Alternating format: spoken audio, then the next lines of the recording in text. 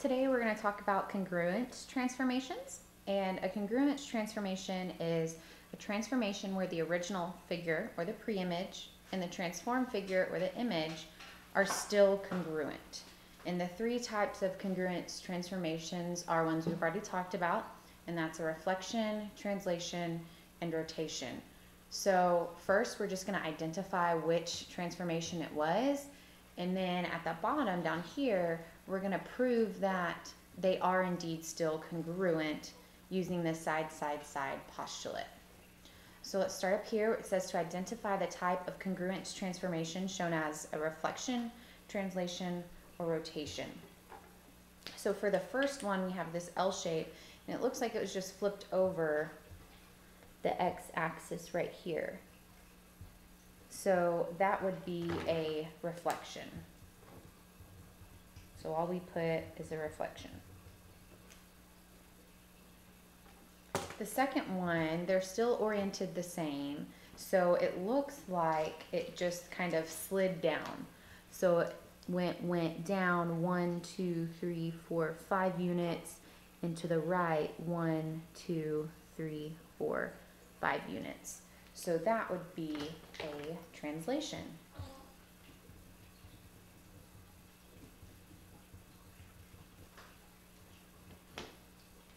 The third one, it looked like it just kind of fell to its side. It turned.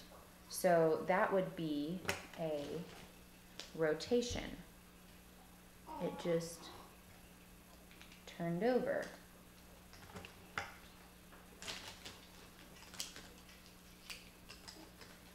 I'll get my pen. So we put rotation. And then we have this fourth one. Well, I could see that it was a reflection across the y-axis. I also see that it could have been a translation. It went to the right 1, 2, 3, 4 units. It also could have been a rotation. This vertex could have gone to here. So in this case, it would have been all three. So it could have been a reflection, translation, or a rotation. So we're just going to put all three. So it's not just, it can sometimes be just one of the transformations, or it can be two, or it can be all three, just like number 4. Now, on numbers 5 and 6, we're going to go ahead and verify that the transformation produces congruent triangles. And like I said, we're going to do that using the side-side-side postulate, which is that if all 3 sides are congruent to the other 3 sides of the other triangle, then the 2 triangles are indeed congruent. So we're trying to show that after we do a transformation, we still have congruent triangles. So we want to identify which transformation it was and then verify it. So for number 5, it is a reflection across this y-axis. So we're going to write down that it was a reflection. Now we need to verify that all of the sides are congruent. So we can start off with the easy ones, which would be the ones that are just horizontal or vertical lines, because we can just count those. So AB and ED are both 2 units. Since they're both 2 units, that means they are indeed congruent. So I'm just going to go ahead and write down that AB is 2 and ED is 2. So we've just verified that those 2 sides are congruent. Now we can do the vertical sides. So BC and EF. Those are both 1, 2, 3 units. So I'm again going to write those. So BC is 3 units and EF is 3 units. Since they're the same length, they're indeed congruent. So now we have the diagonal sides. So we have AC and DF. And those are a little harder to calculate because they're not vertical or horizontal. You can't just count them. We have to figure out their length. And a lot of people think, oh, do rise over run. That tells us the slope of the line. It doesn't tell us the distance. So how do we find the distance between 2 points? Well, if you remember, we learned something called the distance formula way back at the beginning of the year.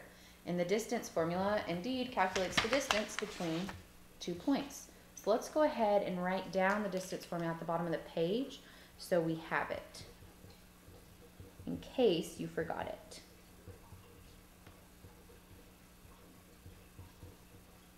So the distance formula is the square root of x2 minus x1 squared plus y2 minus y1 squared.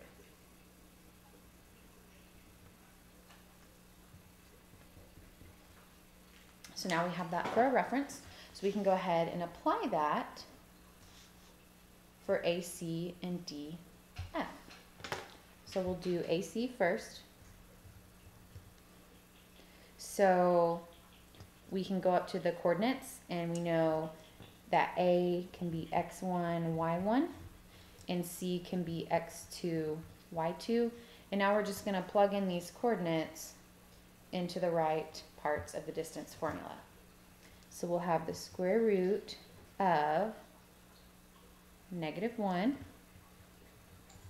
minus -3 squared plus, now we're going to do the y's, 4 minus 1 squared.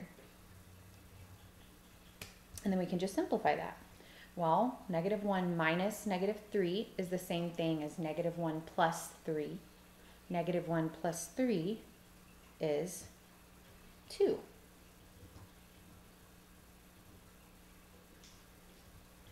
Then 4 minus 1 is 3. Now 2 squared is 4, and 3 squared is 9. 4 plus 9 is 13. So we have that AC is equal to the square root of 13. Well, now we need to find the length of DF and see if it is also equal to the square root of 13. So DF, we can go ahead and mark our coordinates. We can call D x1 and y1 and F x2 and y2. Really doesn't matter. You could have done it either way. So we'll have 1 minus 3 squared plus 4 minus 1 squared. And then we can go ahead and simplify. So 1 minus 3 is -2. 4 minus 1 is 3. -2 squared is -2 times -2, so that's 4. 3 squared is 9. 4 plus 9 is 13, so we have that DF is equal to the square root of 13. Since they're both equal to the square root of 13, we know that they're congruent. So we have now just verified that this was indeed a congruence transformation since the two triangles are still congruent. Now, you can go ahead and do number 6 on your own, or I'm going to go ahead and work through it on this video. So number 6, we first got to identify what kind of transformation it was. And it looks like we just kind of slid this over here, so that would be a translation. And we can double check that. We just went down 1, 2, 3, 4 units, and then we went over 1, 2, 3, 4, 5 units to the right. So that is indeed a translation. So we got to write that down. And now we've got to verify it. So we've got to find the length of all the sides. Again, we can start with the easy one, which is the horizontal distance. So we have QS and TV. Those are both 2 units long, so they are indeed congruent. So QS is equal to 2 and TV is equal to 2. So those are congruent. So we got one side down, 2 to go. The other 2 require the distance formula because they are diagonals. So we can start with QR and TU. So QR, TU. So QR, we can call Q, X1, Y1, and R, X2, Y2. And then we just plug them into the distance formula. So we have the square root of -2 minus -3 squared plus 2 minus 0 squared. And we can simplify. -2 minus -3 is the same thing as -2 plus 3. So that would be 1. 2 minus 0 is 2. 1 squared is 1. 2 squared is 4. And we know 1 plus 4 is 5. So we have that QR is equal to the square root of 5. So now we've got to check and see if TU is also equal to the square root of 5.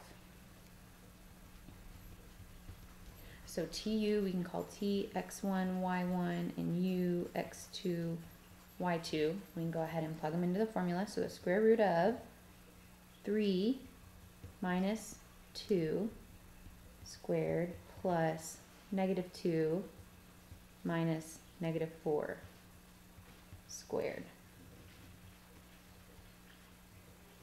3 minus 2 is 1. -2 minus -4 is the same thing as -2 plus 4. So that would be 2. 1 squared is 1. 2 squared is 4. 1 plus 4 is 5. So TU is indeed equal to the square root of 5. So now we have 2 sets of congruent sides. We've got to have one more to verify that it's a congruent triangle by side, side, side postulate. So we've got to do RS and UV.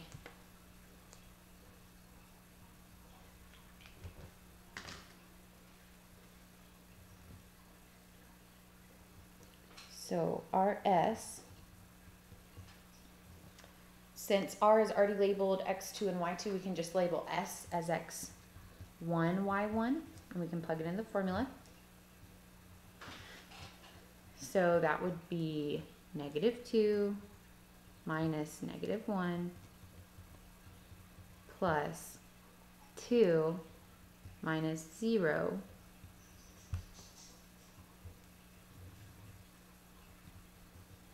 -2 minus -1 is the same thing as -2 plus 1, so that's -1. 2 minus 0 is 2. -1 squared is -1 times -1, which is just 1. 2 squared is 4. 1 plus 4 is 5. So RS is equal to the square root of 5. Now we need to check and make sure that UV is also equal to the square root of 5.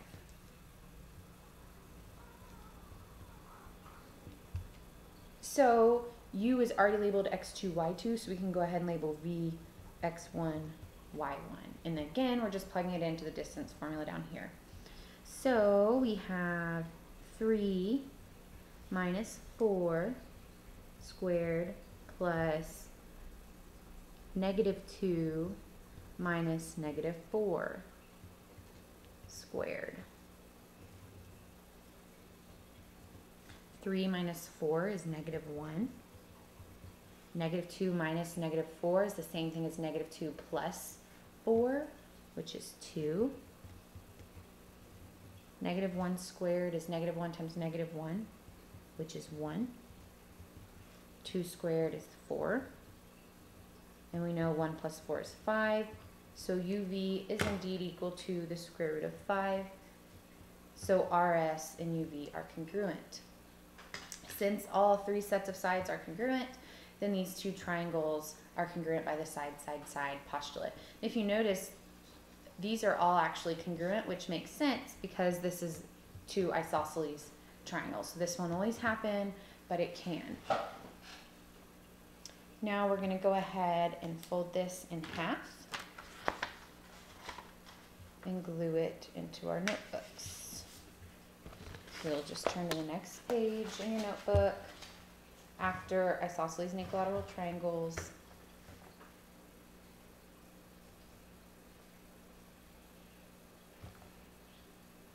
and just glue it in sideways where it says glue here.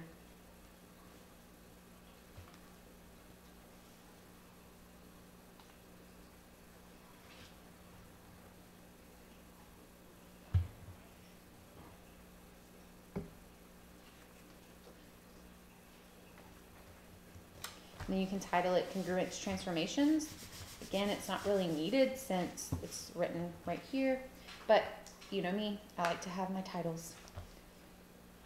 So that marker, I did this yesterday.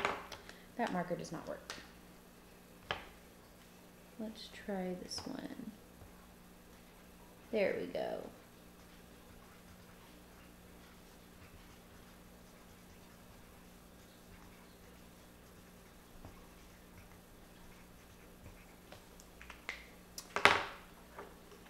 And there we go.